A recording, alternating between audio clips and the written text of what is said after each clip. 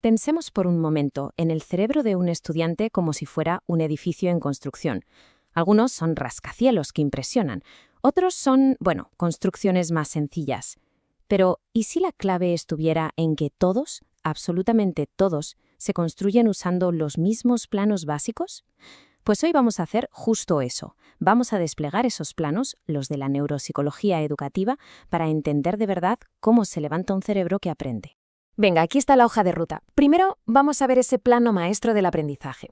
Luego, bajaremos a la obra para inspeccionar los cimientos. Seguiremos viendo cómo se van ensamblando todas las piezas. Conoceremos al arquitecto que dirige todo desde la última planta. Y al final, veremos cómo podemos ser los mejores jefes de obra para cada aprendiz. Empezamos, como tiene que ser, por el principio. Toda gran construcción necesita un buen plano. ¿Cuál es el nuestro para entender el cerebro? Pues vamos a sumergirnos en la ciencia que hay detrás de algo que parece tan simple, pero que es tan complejo, como es el aprender. La pregunta del millón, ¿verdad? ¿Cómo se construye de verdad un cerebro para que aprenda? Y ojo, aquí no hay magia. Esto es pura biología. Es una especie de coreografía perfecta de neuronas que, por suerte, la ciencia ya está empezando a descifrar.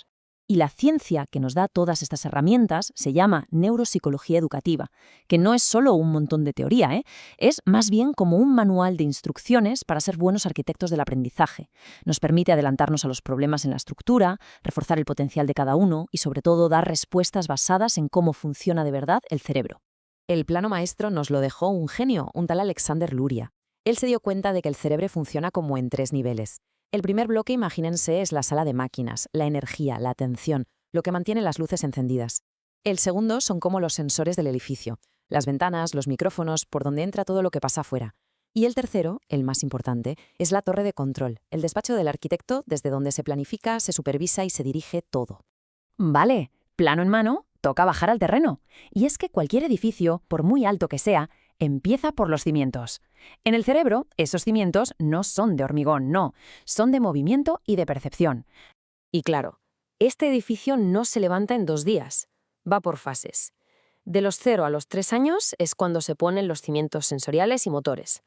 Luego, de los 3 a los 6, se levanta la estructura básica, el lenguaje, el movimiento fino, y ya a partir de los 7 se empiezan a instalar los sistemas más complejos, como la atención o el razonamiento.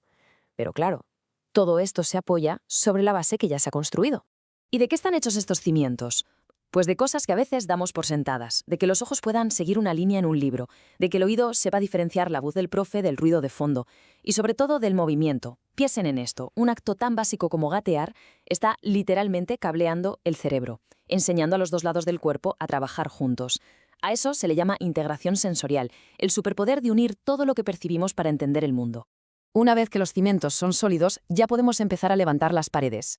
Y aquí es donde la cosa se pone de verdad interesante. ¿Cómo une el cerebro todas las piezas para que el edificio no se venga abajo?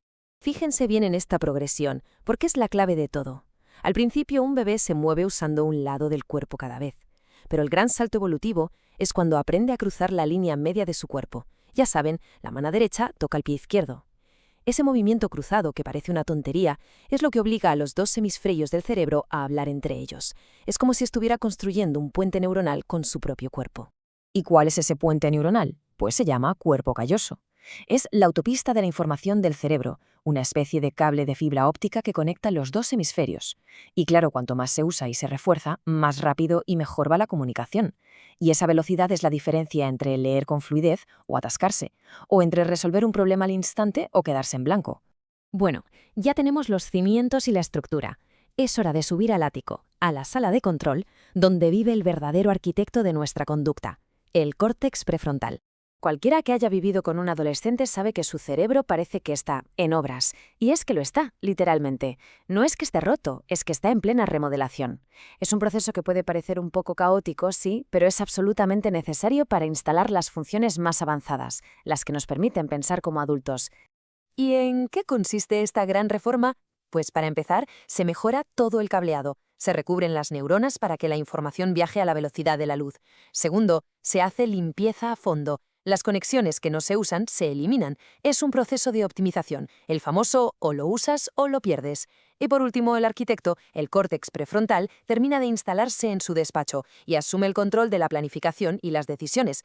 Esto explica perfectamente por qué el comportamiento adolescente a veces nos desconcierta tanto. Antes de que el arquitecto tome el mando, el edificio es más impulsivo, le cuesta horrores planificar y no mide bien los riesgos.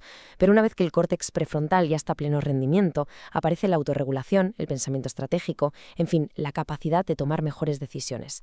No es rebeldía, es pura biología en acción. Muy bien, hemos visto los planos, los cimientos, la estructura. Pero, ¿de qué sirve todo esto en la vida real, en el día a día? Pues vamos a la parte más importante, cómo usar todo este conocimiento para ser mejores constructores del aprendizaje. Y aquí llegamos a la idea más potente de todas, resumida en esta frase. Muchas veces intentamos arreglar los problemas de aprendizaje en el tejado, cuando la gotera, la causa real, está en los cimientos. Si hay problemas con las matemáticas en secundaria, ¿alguien ha comprobado si los sistemas visual y motor están bien integrados? Si hay una grieta en el último piso, la solución no es poner un parche, es ir a reforzar la base. Y esto no es teoría, es que funciona. Miren este caso real. Se cogió a un grupo de estudiantes de secundaria que iban fatal, desmotivados con suspensos, y en lugar de darles más clases de refuerzo de lo mismo, se hizo algo radical. Se les puso a hacer ejercicios para fortalecer sus cimientos, sus habilidades visuales, auditivas y motoras. ¿Y el resultado? Pues no solo mejoraron las notas, mejoró su autoestima, su motivación, se arregló el edificio entero, simplemente reparando la base. Y todo esto nos deja con una pregunta final, una para darle vueltas. Si cada cerebro se construye de una manera única, con su propio ritmo, sus propias fortalezas, ¿cómo deberíamos construir nuestras escuelas? ¿Deberían ser todas iguales, como bloques de pisos clónicos, o deberían adaptarse a la neurodiversidad de cada estudiante? Ahí queda la reflexión.